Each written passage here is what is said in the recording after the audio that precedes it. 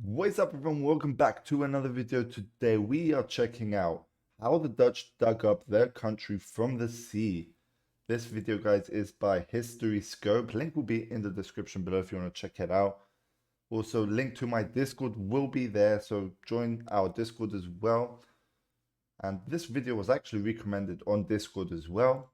So thank you for the recommendation on that. Let's get on and see what we got guys. Let's get it. Dutch created the Netherlands. Today we will see why. The Dutch polders are the largest land reclamation projects in the world. A true marvel of engineering which added nearly 20% of land to the country. And its fertile land makes the Netherlands the second largest exporter of food in the world. 20% extra land. That is a crazy amount of land, guys. In the last episode, we looked at how a large dike was constructed to block seawater from flooding into the inner regions of the Netherlands. In this episode, we're going to look at how parts of the inland water area was drained and turned into fertile land. While this is part of a series, you don't need to have watched the first episode to understand this one. I try to make all my videos as standalone as I can. Okay, that's good. Ever since the 16th century, large areas of land have been reclaimed from the sea and lakes, amounting to over 50% of the country's current land area, if you include every lake ever laid dry. The process of land reclamation in the Netherlands is mainly done through poldering. It is the process of draining water from a lake or by placing dikes around an area of water and then draining it until you are left with fertile land. Wow. And this is what Lely proposed. Build a dike to stop the seawater, then build smaller dikes inside this newly formed lake, and then one by one drain the water. That's quite smart, like doing it step by step, draining small parts here and there. That's a smart move. This land was rich in clay, could be settled, and could be farmed, which in turn meant that the Dutch government could tax these activities and make a lot of money. To test poldering in the Southern Sea itself, they decided to first make a small test polder, only 400 square meters. It took about a year and it tested the effects drainage would have on the soil of the Southern Sea and how to best configure the new polders. They first built 18 kilometers of dike around the area and then proceeded to pump it dry. It was performed by using a variation of the Archimedes screw and a pumping station. So that's a that is one reason for the windmills, to pump water from one side into the other side. Smart move again. Or a mill. To make the land suitable for agriculture, a network of ditches were dug into the polder to channel water towards the pumping station. The resulting dehydration caused the seabed to sink by over a meter in some places. Once the ground was settled, the ditches were replaced with underground drainage tubes. And while the polder was now dry, it couldn't be settled yet. The ground was still far too unstable, so they cultivated the land by throwing reed seeds out of airplanes. This sturdy plant helped evaporate the water and bring air into the soil, thereby solidifying the land. Then all the fields of reed were burned and replaced with rapeseed. It's also around this time that they built basic infrastructure such as roads. And when winter turned into spring, the newborn polder would slowly turn into a sea of yellow. These yellow plants were then replaced with various grains such as rye, wheat, barley and oats.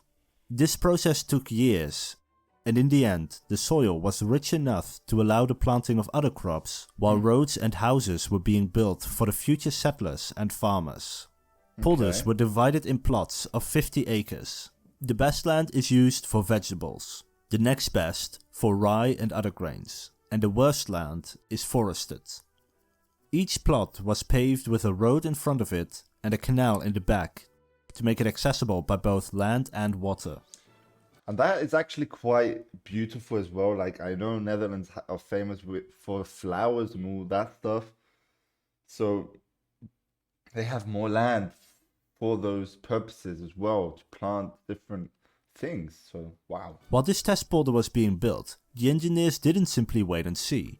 They decided to continue with poldering other parts of the IJsselmeer and would know if there was any trouble ahead by looking at the pilot polder's progress. They started with the Wieringermeer. This area that would eventually encompass this polder already included several villages. This presented a new problem for the Dutch government. Who did this new land belong to? The Southern Sea was divided among the mainland municipalities. This is okay for seawater, but now it is going to be turned into land, splitting up the responsibility among several government bodies.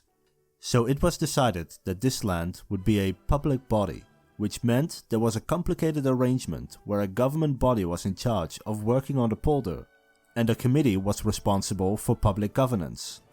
As the polder became more populated, its people demanded representation in politics, and so it became its own municipality on July 1st, 1941. Wow, that's a long time ago. The next polder is the Noordoostpolder or the Northeast Polder. Here too, they first built dikes around the area they wanted to lay dry and then pump out all the water. Cultivate with simple seeds to strengthen the ground, then continue with different plants until you can build roads and farms and eventually begin cultivating the land. There were two major events related to this polder, however. The first is that most of its construction occurred under German occupation.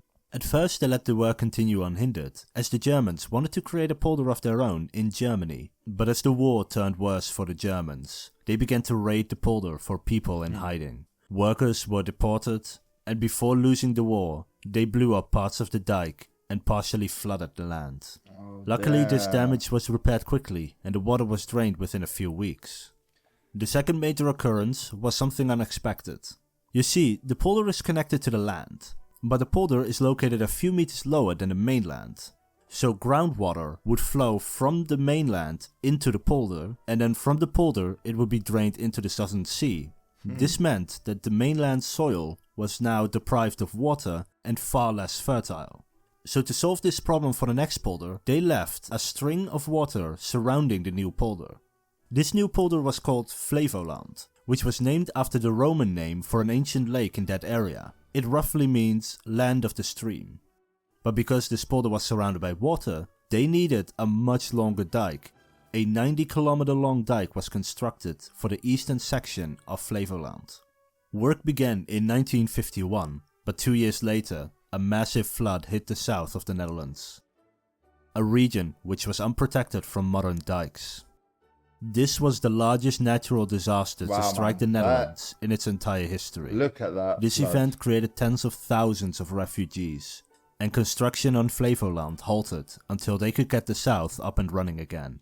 I don't think that happens very often now since technology and stuff, so I do hope this stuff is sorted out, you know? But let me know, guys, in the comments, you guys that actually live in the Netherlands, do you still have problems with flooding?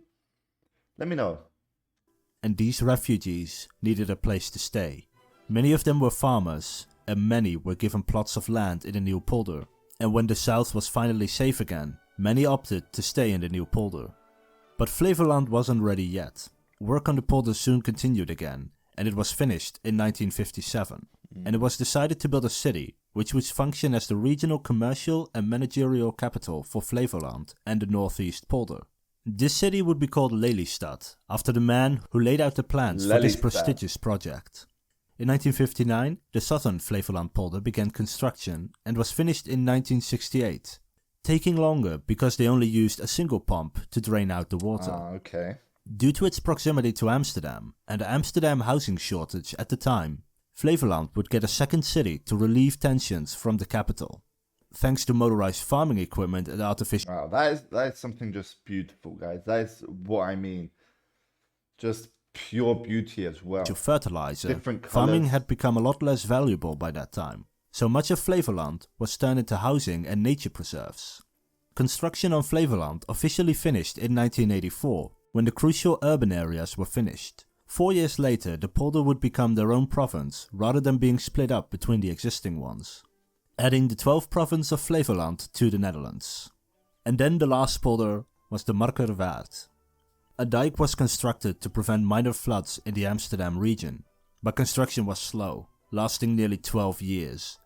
Twice as long as the Afsluitdijk, even though it was shorter and they were working with more modern equipment. Years? Damn. The debate whether to build the last polder dragged on for years.